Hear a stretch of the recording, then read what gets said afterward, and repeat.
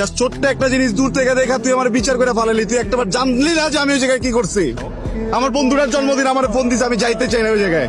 আমি ওখানে কইছি যে আমার কাম আছে, তো আমি আইতে পারুম না, তারপর আমার জোর করে নিয়ে গেছে।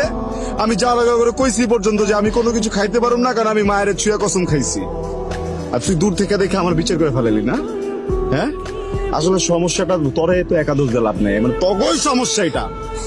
তগর জন্য সবকিছু করা লাগে। একটা পোলা যখন কিছুই করবো না, যখন খারাপ থাকবো, তখন ওই পোলাটা যে খারাপ ওই বাদাই মা তোর ফ্যামিলি কথা শুনাইবো, তুই কথা শুনাবি, ওরা সমাজ কথা শুনাইবো।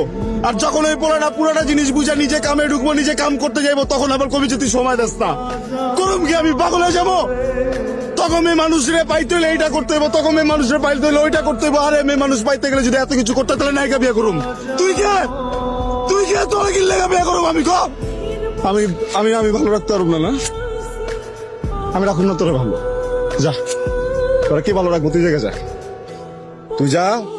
তোরা যে ভালো রাখবো, যে জায়গায় ভালো থাকবি, ওই জায়গায় তুই ভালো থাকবি। আর তুই যদি না যেতে পারস না, আমি তো ট্যাং টুং সব ভাই গেলাম। এবার এই চেহারা তো কোনোদিন দেখোস না, তাই না? আজকে থেকে দেখে রাখ, তুই যা। তুই বিয়া করবি, আর তোর যদি বিয়া না হয় একদম টাইম হয়ে গেলাম কয়ে দিলাম। আমি নিজে উকিল বাপ থাকুম, আমি সাক্ষী দিব, আমি উকিল বাপ, আমি সাক্ষী দিব, আমি কাজ হমু, সবকিছু করে তোর বিয়া করে আমার জীবন থেকে এত দূরে পাঠাই দেবো, যদি কোনোদিন আমার মনে কষ্ট দিতে না পারস। তুই আমাকে এতগুলো কথা শোনাই দিলা। একটা কথা মনে রাখো, এই যে আমি এখন তোমার থেকে চলে যাবো না, আমি আর জীবনেও গুরুত্ব যারা থাকবো জীবনে। যা, তুই কি ভাবছিস আমি চেষ্টা তোর পা ধরে ধরে নিয়ে আসবো? তুই যা, আমিও যাবো না তোরা কোনোদিন নিয়ে আসতে। তুই যা।